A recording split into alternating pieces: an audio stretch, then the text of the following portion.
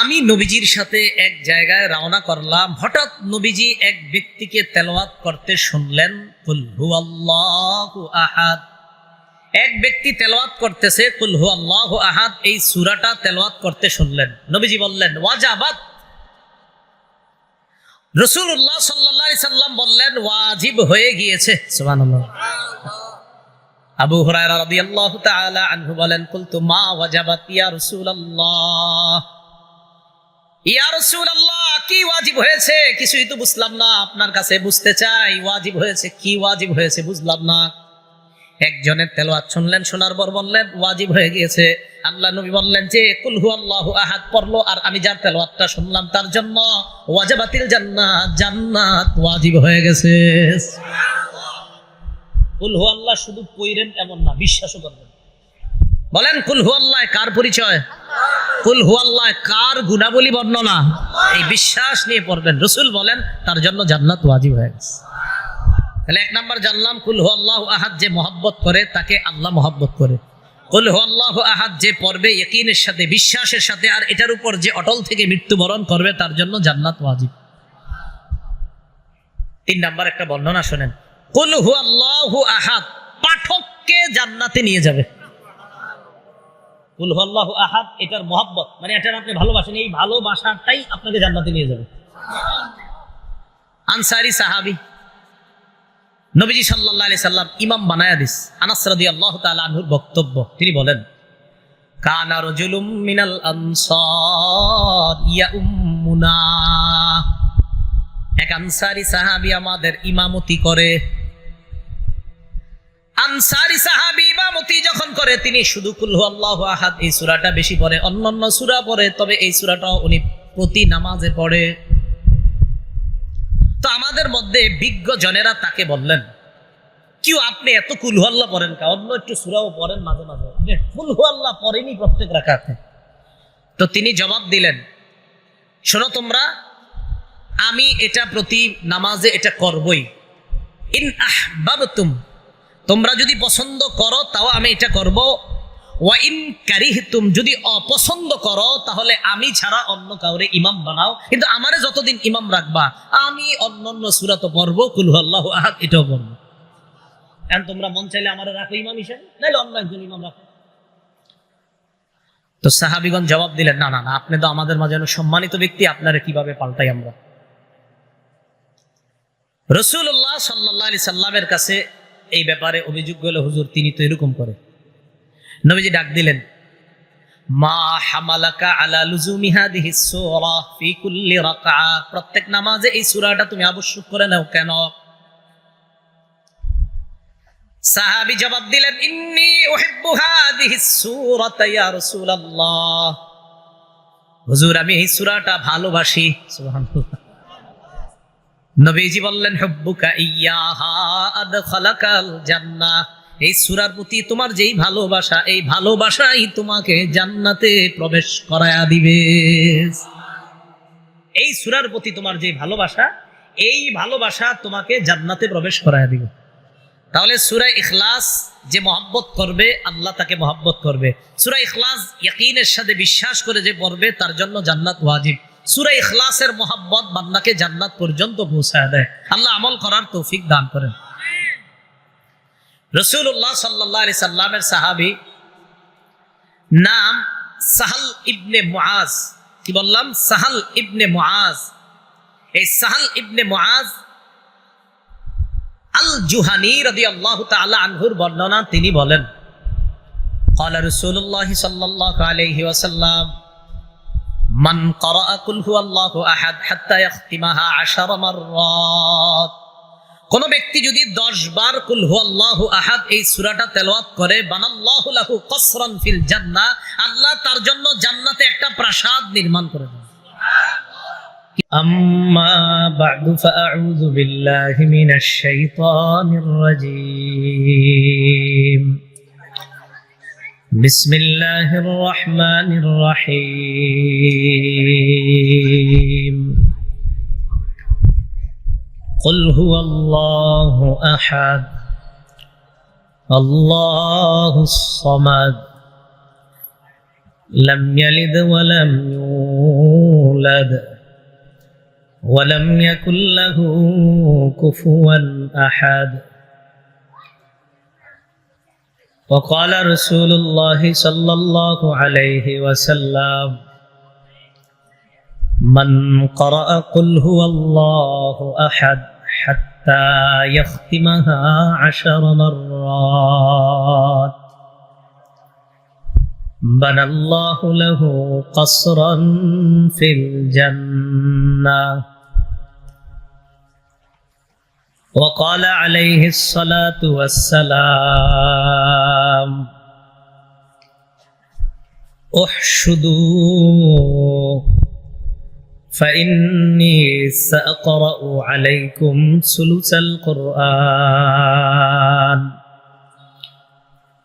فحشد من حشد ثم خرج رسول الله صلى الله عليه وسلم فقرأ قل هو الله أحد ثم دخل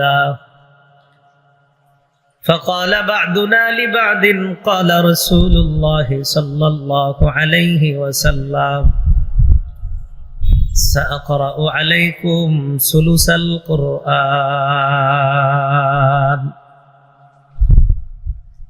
إني لأراها خبرا جاء من السماء ثم خرج رسول الله صلى الله عليه وسلم فقال قد قلت لكم إني سأقرأ عليكم ثلث القرآن ألا وإنها لتعدل ثلث القرآن أو كما قال عليه الصلاة والسلام اللهم صل على محمد وعلى آل محمد كما صليت على إبراهيم وعلى آل إبراهيم إنك حميد مجيد اللهم بارك على محمد وعلى آل محمد كما باركت على إبراهيم وعلى آل إبراهيم إنك حميد مجيد اللهم إني أعوذ بك من شر لساني وشر سمعي وشر بصري وشر مني ঐতিহাসিক সিরাতে রাসূল সাল্লাল্লাহু আলাইহি সাল্লাম ওয়াজ মাহফিলের সম্মানিত প্রধান অতিথি জনাব মোহাম্মদুল্লাহ জামশেদ, আমন্ত্রিত অতিথিবৃন্দ জনাব মোহাম্মদ জুবায়ের হোসেন জাভেদ, চেয়ারম্যান ৩ নং ভাদুর ইউনিয়ন, জনাব মোহাম্মদ হাসান ফয়সাল মাল, কাউন্সিলর ১ নং ওয়ার্ড রামগঞ্জ পৌরসভা, সভাপতি জনাব হাজী মোহাম্মদ দেলোয়ার হোসেন, কাউন্সিলর ৫ নং ওয়ার্ড রামগঞ্জ পৌরসভা। আমার আগে গুরুত্বপূর্ণ আলোচনা পেশ করেছেন বিশিষ্ট আলেমে দ্বীন মাওলানা ফেরদৌস আল আজাদ, খতিব, গোমাইল কেন্দ্রীয় জামে মসজিদ আশুলিয়া, ঢাকা। আরো গুরুত্বপূর্ণ আলোচনা পেশ করেছেন দেশের বুজুর্গ উলামায়ে কেরাম। আল্লাহ পাক রব্বুল আলামিনের দরবারে শুকরিয়া আদায় করছি, আল্লাহ আমাদেরকে এই মাহফিলে উপস্থিত হওয়ার তৌফিক দান করেছেন বলি আলহামদুলিল্লাহ। আমি আপনাদের সামনে পবিত্র কোরআনের সূরাতুল ইখলাস তেলাওয়াত করলাম। সূরাতুল ইখলাস এই সূরাটা নারী পুরুষ ছোট বড় কম বেশি প্রায় সকলের মুখস্থ। 3টি অংশে এই সূরা সম্পর্কে আমরা আলোচনা শুনব। প্রথম, এই সূরাটা আল্লাহ কেন নাজিল করলেন। দ্বিতীয় আলোচনা, এই সূরার সরল অনুবাদ এবং অনুবাদের সাথে প্রাসঙ্গিক কিছু আলোচনা। তৃতীয় আলোচনা, এই সূরা পাঠ করার ফজিলত। আল্লাহ ধৈর্যের সাথে কথাগুলা শুনে আমল করার তৌফিক দান করেন। এই সূরা আল্লাহ কেন নাজিল করলেন? তাফসীরের কিতাবে অনেকগুলো বর্ণনা পাওয়া যায়। প্রথম বর্ণনাটি আমরা আব্দুল্লাহ ইবনে আব্বাস রাদিয়াল্লাহু তাআলা আনহুমার বর্ণনা থেকে জানব। তিনি বলেন, আন্নাল ইয়াহুদা জাআতিন নবিয়্য সাল্লাল্লাহু আলাইহি ওয়াসাল্লাম মিনহুম কাব ইবনুল আশরাফ ওয়া হুয়াই ইবনু আখতাব فقالوا للنبي صلى الله عليه وسلم صف لنا ربك الذي بعثك। একদল ইহুদি রাসূলুল্লাহ সাল্লাল্লাহু আলাইহি ওয়াসাল্লামের কাছে আসলো। ইহুদিদের মাঝে কাব ইবনে আশরাফ এবং হুয়াই ইবনে আখতাব, এই দুইজন বিখ্যাত ইহুদিও ছিল। কাব ইবনে আশরাফ ওই ব্যক্তি যে ব্যক্তি রাসূল সাল্লাল্লাহু আলাইহি সাল্লামকে প্রচুর পরিমাণ গালমন্দ করত। তো এই কাব ইবনে আশরাফ এবং হুয়াই ইবনে আখতাব, এই দুইজন যারা তাদের স্ব গোত্রের মানুষদের কাছে বিখ্যাত ব্যক্তি হিসাবে পরিচিত ছিল। তো ইহুদিরা যারা রাসূলের কাছে আসছে তাদের মাঝে এই দুইজন উল্লেখযোগ্য ব্যক্তি ছিল। فقالوا للنبي صلى الله عليه وسلم صف لنا ربك الذي بعثك। তারা রাসূলুল্লাহ সাল্লাল্লাহু আলাইহি সাল্লামকে বলল, যেই রব তোমাকে প্রেরণ করেছেন, পাঠিয়েছেন,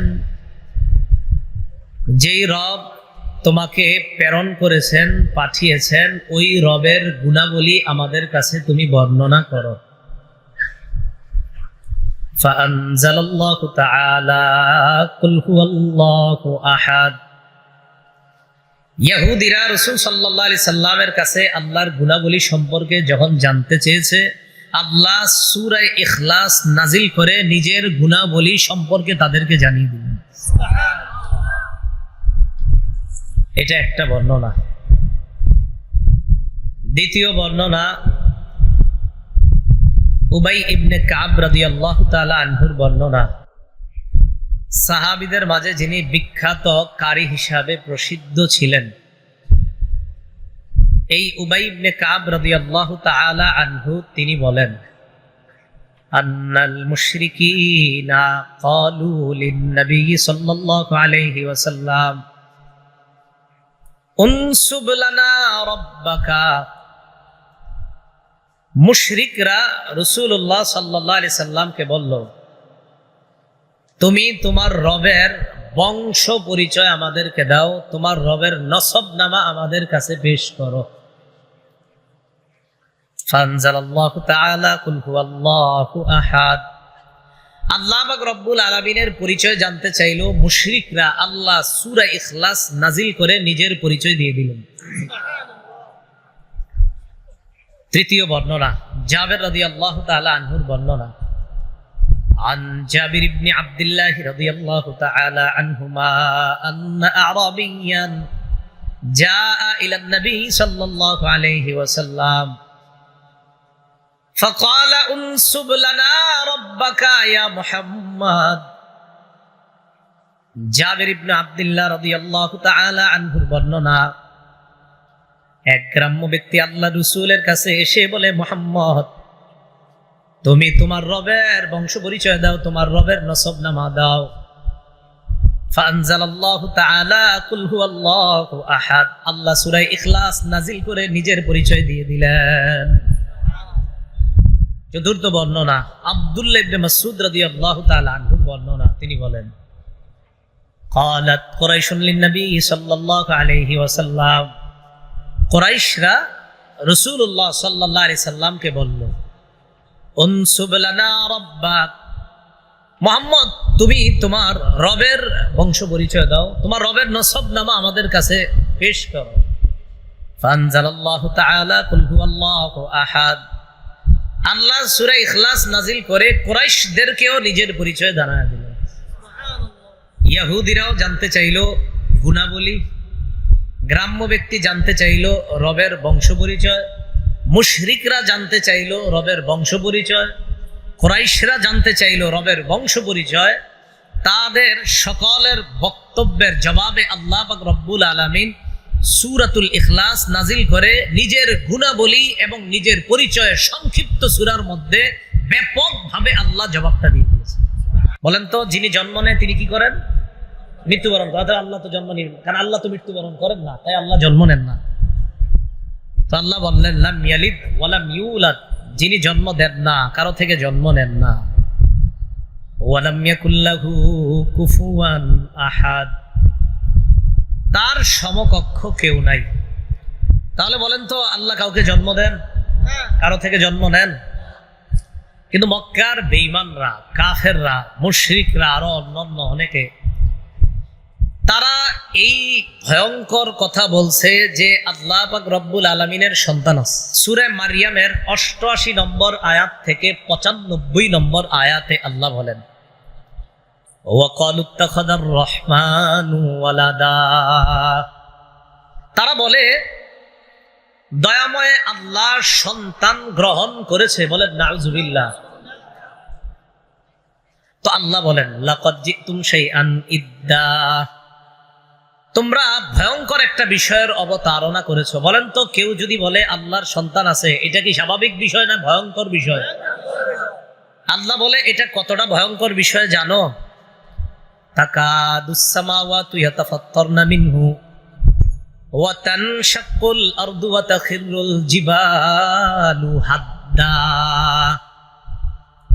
কেউ যখন বলবে যে আল্লাহর সন্তান আছে, তখন আসমান তার এই কথা শুই না ফেটে যাওয়ার উপক্রম হয়, জমিন বিদীর্ণ হওয়ার উপক্রম হয়, পাহাড়গুলা টুকরা টুকরা হওয়ার উপক্রম হয় ওই বান্দার এই কথা শুই না যে ছি ছি, এটা কেমন কথা বলে রবের ব্যাপারে।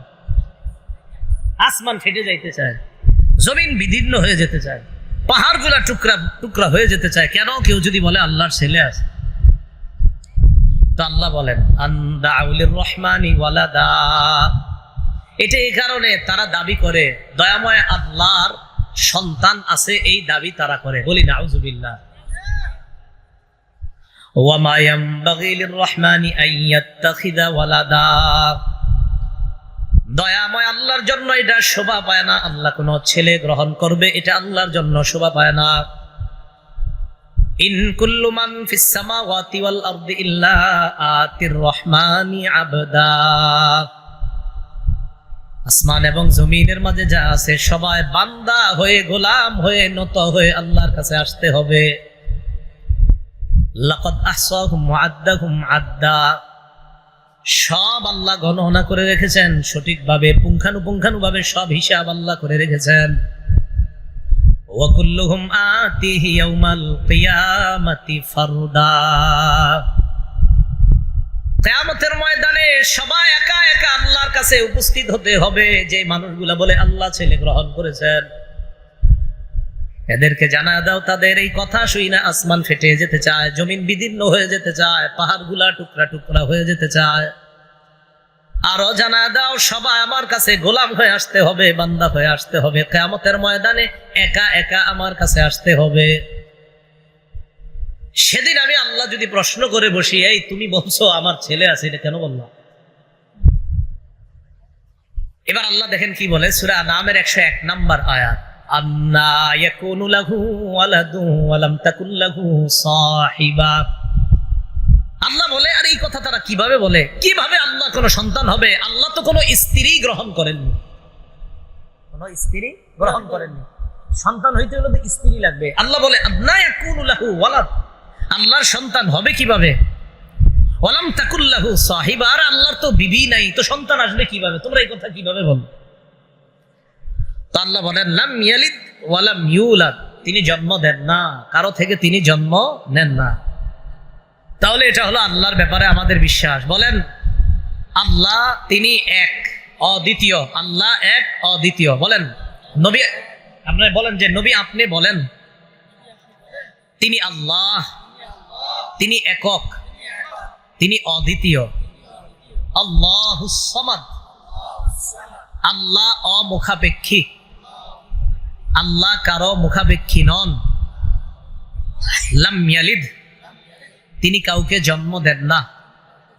ওয়ালাম ইউলাদ, তিনি কারো থেকে জন্ম নেন না।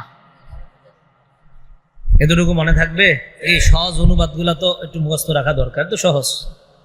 ওয়ালাম ইয়াকুল্লাহু কুফুয়ান আহাদ, আল্লাহর সমকক্ষ নাই। আল্লাহর কি নাই?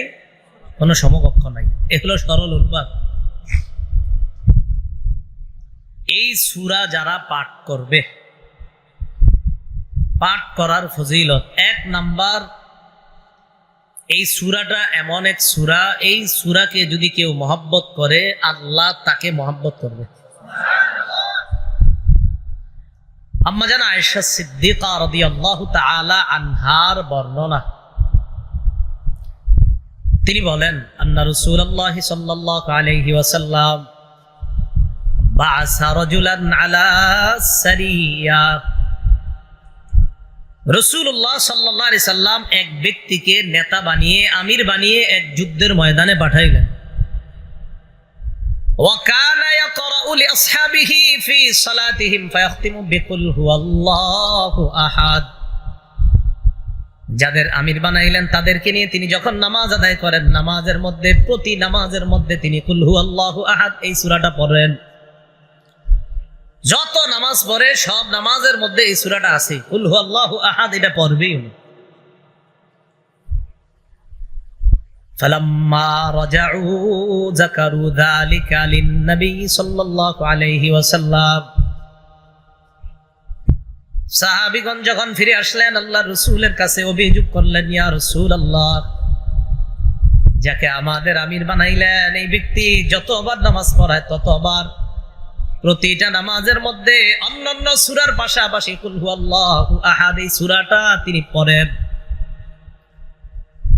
রাসূলুল্লাহ সাল্লাল্লাহু আলাইহি সাল্লাম এই কথা শুনে বললেন, সালু, তাকে তোমরা জিজ্ঞাসা করো, লিআইয়ি শাইইন কানা ইয়াসনাউ যালিক, এই কাজ সে কেন করে একটু তাকে জিজ্ঞাসা করো। ফাসালু, জনগণ তাকে প্রশ্ন করলো, তুমি কুল হুয়াল্লাহু আহাদ এই সূরা কেন বেশি পড়ো?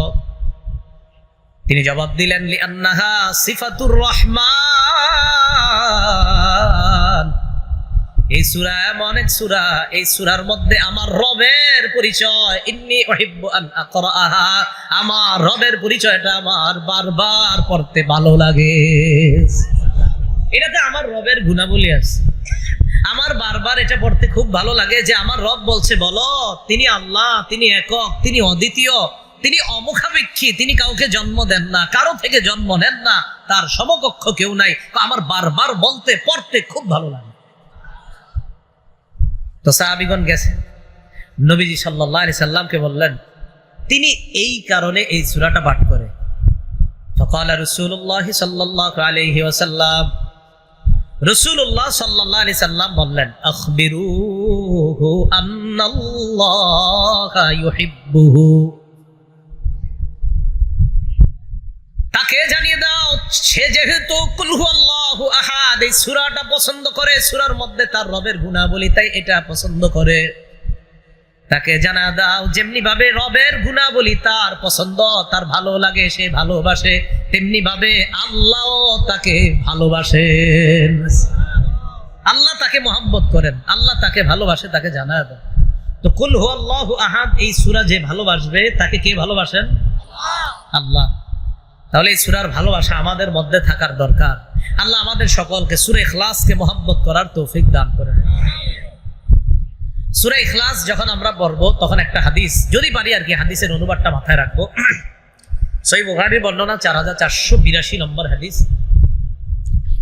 এই হাদিসের বর্ণনাকারী আব্দুল্লাহ ইবনে আব্বাস রাদিয়াল্লাহু তাআলা আনহুমা, তিনি বলেন, আন্না রাসূলুল্লাহ সাল্লাল্লাহু আলাইহি ওয়াসাল্লাম قال, রাসূলুল্লাহ সাল্লাল্লাহু আলাইহি সাল্লাম বলেন, قال الله عز وجل, আল্লাহ পাক বলেছেন, নবীজি বলেন আল্লাহ পাক বলেছেন, এটাকে হাদিসে কুদসি বলে। তো আল্লাহ বলেন, কাযযাবানি ইবনু আদম ওয়া লাম ইয়াকুন লাহু যালিক, আল্লাহ বলে যে আদম সন্তান আমার ব্যাপারে মিথ্যা কথা বলে, অথচ এটা তার জন্য বলা ঠিক না।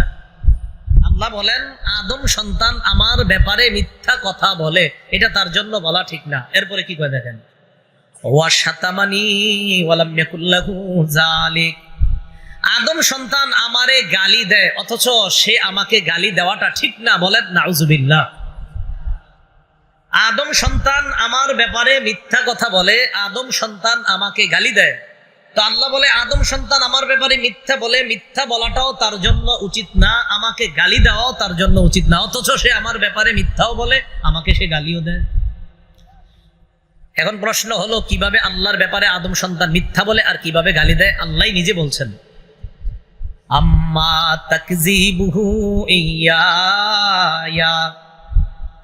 সে আমাকে গালি দেয় এই বলে, সে বলে আন্নী লা আকদিরু আলা আন আউদাহু কামা কান, সে যেমন আছে, এই যে আমরা দুনিয়াতে যেমন আছি, সে গালি দিয়ে বলে আমি আল্লাহ নাকি তাকে এইভাবে আবার কিয়ামতের ময়দানে সৃষ্টি করতে পারবো না। সে আমার ব্যাপারে এই মিথ্যা কথা বলে। আদম সন্তান কিভাবে মিথ্যা বলে? সে বলে আমি নাকি, সে বর্তমানে যেমন আছে আমি নাকি তাকে এমন এইভাবে আবার নাকি কিয়ামতের ময়দানে আমি তাকে বানাতে পারবো না, এটা সে আমার ব্যাপারে মিথ্যা বলে। আল্লাহ আমাদেরকে বর্তমানে এই মাঠে আমরা যেভাবে বসে আছি এইভাবে বানাইতে সক্ষম কে? আবার অন্য হাদিস, এই হাদিসে না, এটা সহিহ বুখারীর 4482 নম্বর হাদিস। অন্য বর্ণনায়, বুখারীর অন্য বর্ণনায় আল্লাহ বলেন ওয়ালাইসা আউয়ালুল খালকি বিআহওয়ানা আলাইয়া, অথচ তারে যে আমি প্রথম বানাইছি, এই প্রথম বানানোটা দ্বিতীয়বারের চেয়ে সহজ ছিল না। আরে বলেন, প্রথম কোন জিনিস বানানো আর পরে আবার এটার মতো বানানো, তাহলে দ্বিতীয়টা বানানো অবশ্যই সহজ, প্রথমটা বানানো কঠিন। আল্লাহ বলে প্রথম তাকে আমি বানাইলাম, এটা তো দ্বিতীয়বারের চেয়ে কঠিন ছিল না, সহজ ছিল না। প্রথমবারেরটা কঠিন হয়, দ্বিতীয়বারেরটা আরো সহজ হয়। যেই আল্লাহ আমি তোমারে প্রথমবার বানাইলাম, তো দ্বিতীয়বার বানানো তো আমার কাছে কোনো ব্যাপার না। আদম সন্তান আমার ব্যাপারে মিথ্যা কথা বলে, আমি নাকি তাকে যেইভাবে আছে এইভাবে বানাতে পারবো না। আল্লাহ বলে বানাতে পারবো অবশ্যই। কেমন বলেন তো? আমাদের পৃথিবীতে 7 জন 8 জন 10 জনের চেহারা যদিও মিলে যায়, আমাদের কি মিলবে না? আঙ্গুলের ছাপ মিলবে না। আল্লাহ পাক রব্বুল আলামিন বলেন আয়াহসাবুল ইনসানু আল্লান নাজমা'a 'ইযামা বালা কাদিরিনা আলা আন নুসাউইয়া বানানা। মানুষ কি মনে করে আল্লাহ নাজমা'a 'ইযামা, আমি তার হাড় হাড্ডি এগুলো একত্রিত করতে পারবো না, এটা কি মানুষ মনে করে? আল্লাহ বলে বালা কাদিরিনা আলা আন নুসাউইয়া বানানা, আমি পারবো না, মানে আমি তার আঙ্গুলগুলা ছিল ওইগুলাও ওইভাবে আমি আল্লাহ আবার বানাইতে সক্ষম। আঙ্গুলের কথা কেন বলছে? আঙ্গুলের কথা আল্লাহ এই কারণে বলছে, দুনিয়ার গবেষকগণে আল্লাহ গবেষণা করায়, ও গবেষকরা তোমরা একটু গবেষণা করো, তোমরাই তো বলো আঙ্গুলের ছাপ পৃথিবীতে কারোটা কারোর সাথে মিলে না, আর এটা বাস্তবই, পৃথিবীতে আঙ্গুলের ছাপ এটা কারোটার সাথে কারোটা মিলে না। আল্লাহ বলে আঙ্গুলের ছাপ আব্দুর রহমানেরটা আব্দুর রহমানকে দিব, আরিফেরটা আরিফকে দিব, আব্দুর রহিমেরটা আব্দুর রহিমকে দিব। যেই আল্লাহ আমি আঙ্গুলটা অবিকল ওইটাই দিতে পারি, বাকিটা দেওয়া তো আমার জন্য কোনো ব্যাপার না। এটাই আল্লাহ বললেন কাজ্জাবানি ইবনু আদম, আদম সন্তান আমার ব্যাপারে মিথ্যা কথা বলে। সে বলে আমি সক্ষম না, যাক তাকে সে বর্তমানে যেভাবে আছে এইভাবে নাকি তাকে বানাইতে আমি সক্ষম না, এটা সে আমার ব্যাপারে মিথ্যা কথা বলে। বলেন তো আমরা যেইভাবে আছি অবিকল এইভাবে বানাইতে একমাত্র যিনি সক্ষম তিনি কে? আল্লাহ। আর গালি কিভাবে দেয়? আল্লাহ বলে ও আম্মা শাতামুহু ইয়া ফাকাউলুহু লি ওয়ালাদুন সুবহানি আন আত্তাখিযা সাহিবাতা ওয়ালা ওয়ালাদা। সে আমাকে এইভাবে গালি দেয়, সে বলে আমার নাকি ছেলে আছে, সে বলে আমার নাকি সন্তান আছে। তাহলে বলেন তো, কেউ যদি বলে আল্লাহর সন্তান আছে, এটা আল্লাহকে কি করা? গালি দেওয়া। আদম সন্তান আমারে গালি দেয় এইভাবে, সে বলে আমার নাকি সন্তান আছে, অথচ আমি আল্লাহ স্ত্রী এবং সন্তান গ্রহণ করা থেকে পুত পবিত্র। বলেন আমাদের রব সন্তান গ্রহণ করা আর স্ত্রী গ্রহণ করা থেকে কি পুত পবিত্র, এটা আমাদের বিশ্বাস। বলেন এটা আমাদের বিশ্বাস। তাহলে আল্লাহ আমাদের সকলকে কথাগুলা বোঝার তৌফিক দান করেন। তাহলে বলেন তো আমরা যেইভাবে আসি এইভাবে আমাদেরকে অবিকল আমাদের আঙ্গুলের যে ছাপ আমরা দিই, এই ছাপ সহ ওই আঙ্গুল দিয়ে আমাদেরকে বানাতে পারেন একমাত্র আল্লাহ। আচ্ছা, যিনি জন্ম দেন না, যিনি জন্ম কারো থেকে জন্ম নেন না, তিনি কে? যার সমকক্ষ কেউ নেই, তিনি কে? মূলনীতিটা বলেন তো। যিনি জন্ম গ্রহণ করেন তিনি মৃত্যুবরণ করেন, যিনি মৃত্যুবরণ করেন তিনি উত্তরাধিকার সাব্যস্ত করেন। তো সুতরাং যিনি মৃত্যুবরণ করেন না তিনি জন্ম নেন না। বলেন তো কে মৃত্যুবরণ করে না, করবে না? মাশাআল্লাহ। রাসূলুল্লাহ সাল্লাল্লাহু আলাইহি সাল্লামের সাহাবী আবু হুরায়রা রাদিয়াল্লাহু তাআলা আনহুর বর্ণনা, রাসূলুল্লাহ সাল্লাল্লাহু আলাইহি সাল্লামের সাথে এক জায়গায় তিনি রওনা করলেন। আবু হুরায়রা বলেন, আকবালতু মা'আন নবী সাল্লাল্লাহু আলাইহি ওয়াসাল্লাম ফাসামি'a রাজুলান ইয়াকরাউ কুল হুয়াল্লাহু আহাদ। আমি নবীজির সাথে এক জায়গায় রওনা করলাম, হঠাৎ নবীজি এক ব্যক্তিকে তেলাওয়াত করতে শুনলেন কুল হুয়াল্লাহু আহাদ। এক ব্যক্তি তেলাওয়াত করতেছে কুল হুয়াল্লাহু আহাদ, এই সূরাটা তেলাওয়াত করতে শুনলেন। নবীজি বললেন ওয়াজাবাত। রাসূলুল্লাহ সাল্লাল্লাহু আলাইহি সাল্লাম বললেন ওয়াজিব হয়ে গিয়েছে। সুবহানাল্লাহ। আবু হুরায়রা রাদিয়াল্লাহু তাআলা আনহু বলেন কুলতু মা ওয়াজাবাত ইয়া রাসূলুল্লাহ, ইয়া রাসূলুল্লাহ কি ওয়াজিব হয়েছে? কিছুই তো বুঝলাম না, আপনার কাছে বুঝতে চাই ওয়াজিব হয়েছে কি, ওয়াজিব হয়েছে বুঝলাম না। একজনের তেলাওয়াত শুনলেন, শোনার পর বললেন ওয়াজিব হয়ে গিয়েছে। আল্লাহ নবী বললেন যে কুল হুয়াল্লাহু আহাদ পড়লো, আর আমি যার তেলাওয়াতটা শুনলাম তার জন্য ওয়াজাবাতিল জান্নাত, জান্নাত ওয়াজিব হয়ে গেছে। কুল হুয়াল্লাহ শুধু পড়েন এমন না, বিশ্বাসও করবেন। বলেন কুল হুয়াল্লাহ কার পরিচয়? কুল হুয়াল্লাহ কার গুণাবলী বর্ণনা?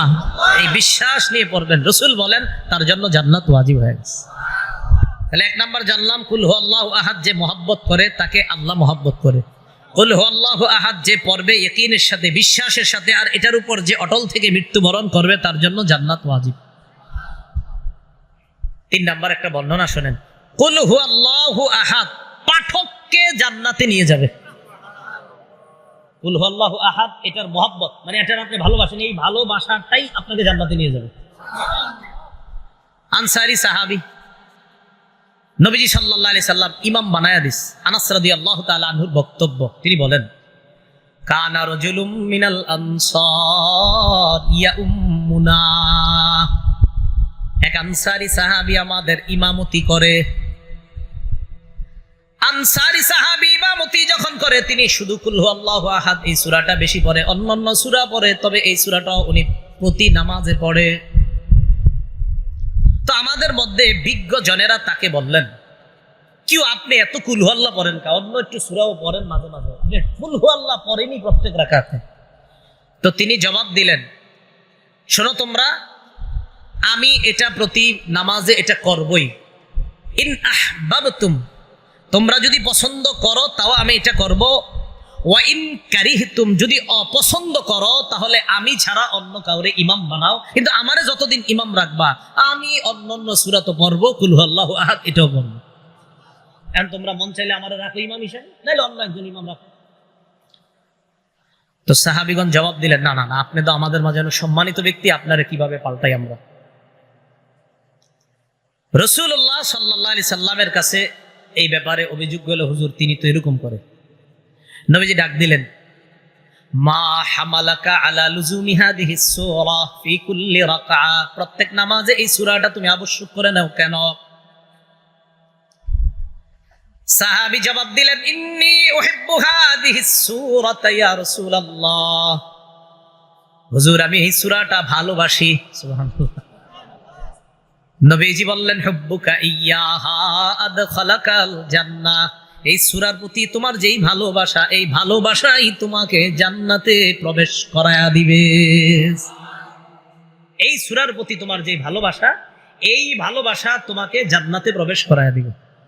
তাহলে সূরা ইখলাস যে মহব্বত করবে আল্লাহ তাকে মহব্বত করবে।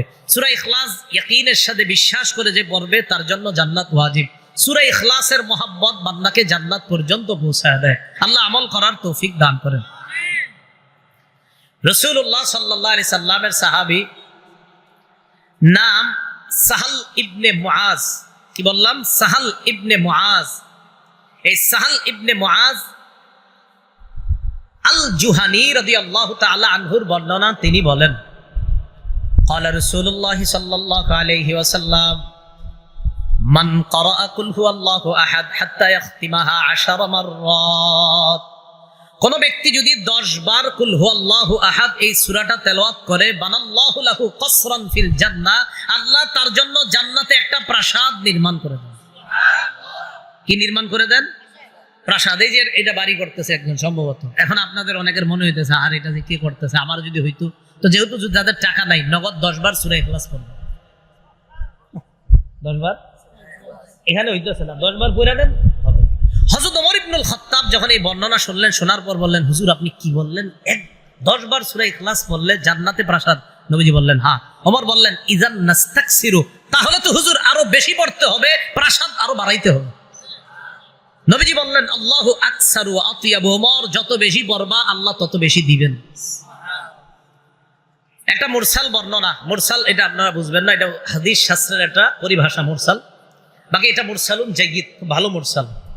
এই মুরসাল বর্ণনার বর্ণনাকারী সাঈদ ইবনুল মুসাইয়্যিব রাহিমাহুল্লাহ, তিনি বলেন ক্বালা রাসূলুল্লাহ সাল্লাল্লাহু আলাইহি ওয়াসাল্লাম মান ক্বারাআ কুল হুয়াল্লাহু আহাদ 10 মাররাত বানাল্লাহু লাহু কসরান ফিল জান্নাহ, কোন ব্যক্তি যদি 10 বার সূরা ইখলাস পাঠ করে, তার জন্য জান্নাতে আল্লাহ একটা প্রাসাদ নির্মাণ করে দেয়।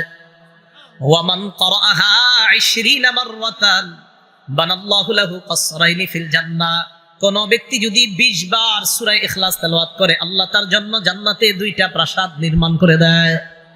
ওয়া মান ক্বারাআহা 30 মাররাতান, কোন ব্যক্তি যদি 30 বার কুল হুয়াল্লাহু আহাদ পড়ে, বানাল্লাহু লাহু সালাসাতা কুসুরিন ফিল জান্নাহ, আল্লাহ তার জন্য জান্নাতের মধ্যে 3টা প্রাসাদ নির্মাণ করে দেয়।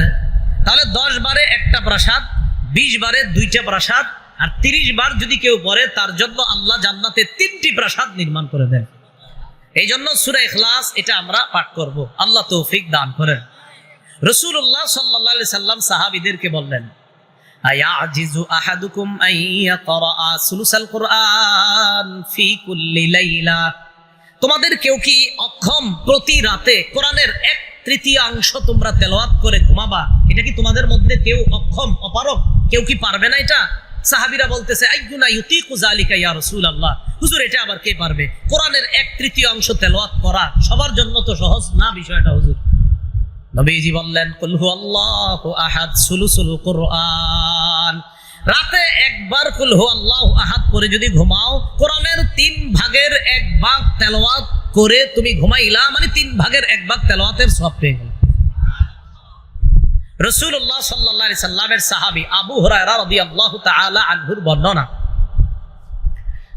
রাসূল সাল্লাল্লাহু আলাইহি সাল্লামের সাহাবী মুআজ ইবনে উবাইদুল্লাহর বর্ণনা, মুআজ ইবনে উবাইদুল্লাহ ইবনে খুবাইব তার বর্ণনা, তিনি বলেন ইনতাজারনা রাসূলুল্লাহ সাল্লাল্লাহু আলাইহি ওয়াসাল্লাম ইউসাল্লি বিনা, আমরা অপেক্ষা করতে লাগলাম রাসূল আসবে, আয়েশা আমাদেরকে নামাজ পড়াবেন। তো রাসূলুল্লাহ সাল্লাল্লাহু আলাইহি সাল্লাম আমাদের কাছে আসলেন, আসার পর আমাকে বললেন কুল, তুমি বলো। বলেন তো নবীজি সাহাবীকে কি বললেন? তুমি কেন? আপনাদেরকে আমি বললাম, আপনারা বলেন, বলেন তো কি বলেন, মানে আপনারা দিদি বুঝছেন ঠিক না? নবীজি সাহাবীকে বলেন কুল, তুমি বলো। তো সাহাবী কয় ফাসাকাত, তো আমি চুপ রইলাম। যেমন আপনাদের মাঝে অনেকে চুপ ছিল, মানে বুঝে না আসলে কি কইতাছে, মানে আমরা বলবো মানে কি বলবো, ঠিক সাহাবীও বুঝতে পারেন নাই। নবীজি বলে তুমি বলো, সাহাবী কয় সাকাত, তো চুপ রইলাম। নবীজি আবার বললেন কুল, বলো। সাহাবী সাহস করে কয় আমি বললাম মা আকুল, হুজুর কি করবো? আপনাদেরকে বললাম বলেন, আপনারা এখন বলেন কি বলবো, বলেন। হ্যাঁ, সাহাবীকে বললেন তুমি বলো। সাহাবী বলে হুজুর কি বলবো? নবীজি বললেন কুল হুয়াল্লাহু আহাদ, তুমি বলো কুল হুয়াল্লাহু আহাদ ওয়াল মুআউযিযাতাইন সালাসা, তুমি বলো কুল হুয়াল্লাহু আহাদ, কুল আউযু বিরাব্বিল ফালাক, কুল আউযু বিরাব্বিন নাস, প্রত্যেকটা 3 বার করে। বলেন প্রত্যেকটা কয়বার করে? তাকফিকা ফি কুল্লি ইয়াউমিন মাররাতাইন, ফজরের পরে 1 বার, মাগরিবের মানে ফজরের পরে 3 বার, প্রত্যেকটা 3 বার করে 9 বার, মাগরিবের পরে 3 বার করে 9 বার। নবীজি বলেন এই আমলটা যদি প্রতিদিন 2 বার করো, 2 বার মানে 2 বেলা, ফজরের পর 1 বেলা, মাগরিবের পর আরেক বেলা, ফজরের নামাজের পর 3 বার কুল হু আল্লাহ, 3 বার ফালাক, 3 বার নাস, মাগরিবের পর 3 বার কুল হু আল্লাহ, 3 বার ফালাক, 3 বার নাস। নবী বলেন তাকফিকা ফি কুল্লি ইয়াউম, এই 3টা সূরা তুমি যে পড়লা 3 বার করে, সারা দিন বিপদ আপদ থেকে বাঁচার জন্য যথেষ্ট হয়ে যাবে। বাচ্চারা তো পারে না, এদেরকে কি করবেন, স্কুলে মাদ্রাসায় পাঠানোর সময় আপনি নিজে পড়ে ফুদিয়ে দিবেন, আর যারা পারে ওদেরকে মুখ দিয়ে বলাবেন, এই বলো 3 বার করে এটারে পড়াবেন, তারপর এটারে মাদ্রাসা স্কুলে পাঠাবেন। আল্লাহ আমল করার তৌফিক দান করেন। রাসূলুল্লাহ সাল্লাল্লাহু আলাইহি সাল্লামের সাহাবী আবু হুরায়রা রাদিয়াল্লাহু তাআলা আনহুর বর্ণনা, তিনি বলেন খরাজান নবী সাল্লাল্লাহু আলাইহি ওয়াসাল্লাম, আল্লাহ রাসূল ঘর থেকে বের হলেন, বের হওয়ার পর বললেন উহশুদু, এই তোমরা কাছাকাছি এসে বসো। কি করো তোমরা? কাছাকাছি এসে বসো।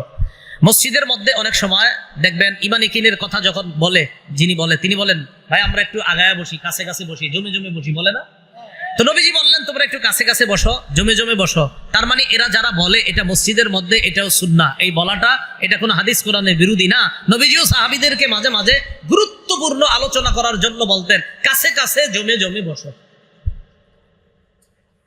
ফাহুশিদা মান হুশিদা, যারা আসার তারা নবীর কাছে আসলেন। আসার পর আল্লাহ নবী বললেন ফাইন্নী সাআকরাউ আলাইকুম সুলুসাল কুরআন, নবীজি বললেন কাছে কাছে বসো, আমি তোমাদেরকে আজকে কোরআনের 3 ভাগের 1 ভাগ পড়ে শোনাবো।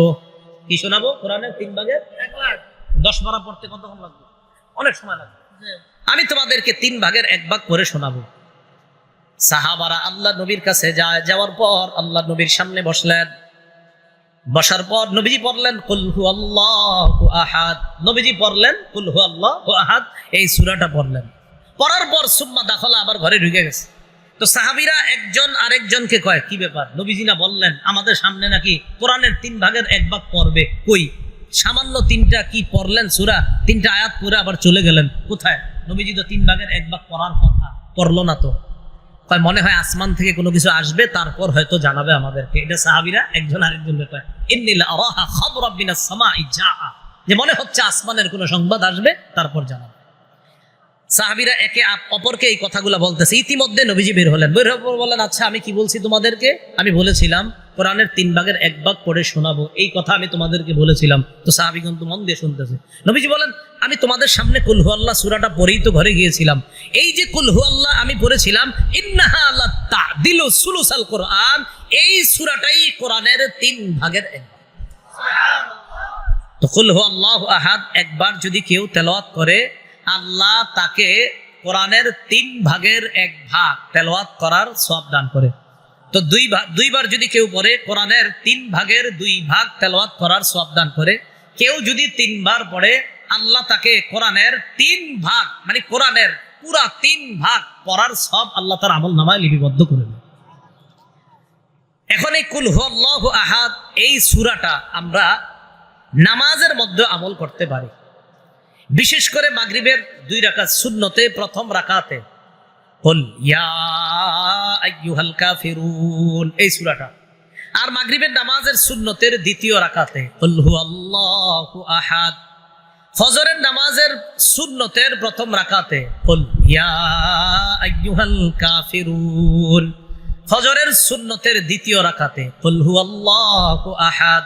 রাসূলুল্লাহ সাল্লাল্লাহু আলাইহি সাল্লাম মসজিদে গেলেন, যাওয়ার পর দেখলেন এক সাহাবী ফজরের নামাজের সুন্নত পড়তেছে, ফজরের নামাজের সুন্নত পড়তেছে। সুন্নতের প্রথম রাকাতে পড়তে লাগলেন কুল ইয়া আইয়ুহাল কাফিরুন, এই সূরাটা পড়তে লাগলেন প্রথম রাকাতে। তো যখন প্রথম রাকাতে এই সূরাটা পড়তে লাগলেন, নবীজি তার পাশ দিয়ে গেলেন, যাওয়ার পর রাসূলুল্লাহ সাল্লাল্লাহু আলাইহি সাল্লাম তার পাশ দিয়ে গেলেন। আর যখন শুনলেন যে এই ব্যক্তি কুল ইয়া আইয়ুহাল কাফিরুন এটা পড়তেছে, তো রাসূলুল্লাহ সাল্লাল্লাহু আলাইহি সাল্লাম বললেন এই ব্যক্তি আল্লাহর একত্ববাদ স্বীকার করে নিয়েছে, আল্লাহ ছাড়া অন্য যারা আছে তথা শিরক থেকে নিজেকে বাঁচিয়ে নিয়েছে। কোন সূরা পড়ছে? কুল ইয়া আইয়ুহাল কাফিরুন। এরপর আবার যাইতেছে, দেখে 2য় রাকাতে পড়ে কুল হু আল্লাহু আহাদ এই সূরাটা। নবীজি বললেন হাদা রাজুলুন ক্বাদ আরাফা রাব্বাহ, মাশাআল্লাহ এই ব্যক্তি এমন এক সূরা পড়ছে যেই সূরা পড়ার কারণে, পড়ার মাধ্যমে বোঝা যায় এই ব্যক্তি তার রবকে চিনতে পারছে। তাহলে ফজরের নামাজের সুন্নতে প্রথম রাকাতে কুল ইয়া আইয়ুহাল কাফিরুন, আর দ্বিতীয় রাকাতে কুল হুয়াল্লাহু আহাদ, আর মাগরিবের সুন্নতের প্রথম রাকাতে কুল ইয়া আইয়ুহাল কাফিরুন, আর দ্বিতীয় রাকাতে কুল হুয়াল্লাহু আহাদ, এই আমলটা করা। তাহলে সূরা ইখলাসের এই আমলটা আমরা সবাই করব তো ইনশাআল্লাহ। সূরা ইখলাসের যে কথাগুলা বলা হলো, আমরা যারা পারি 3 বার প্রতি রাতে ঘুমের সময় পড়ব, আর যারা পারি ইনশাআল্লাহ আমরা 10 বার যদি পড়ি তাহলে জান্নাতে একটা প্রাসাদ নির্মাণ করবে, যেটা আমরা জানতে পারলাম। তো এই আমলগুলা ইনশাআল্লাহ আমরা করার চেষ্টা করব। আল্লাহ তৌফিক দান করেন। আল্লাহ পাক রব্বুল আলামিন আমাদের সকলকে একত্ববাদের স্বীকার করে, আল্লাহর একত্ববাদের স্বীকার, এই একত্ববাদের বিশ্বাস নিয়ে আল্লাহর পরিচয় নিয়ে যেন আমরা কবরে যাইতে পারি, আল্লাহ তৌফিক দান করেন। আমিন। ওয়া আখিরু দাওয়ানা আনিল হামদুলিল্লাহি রাব্বিল আলামিন।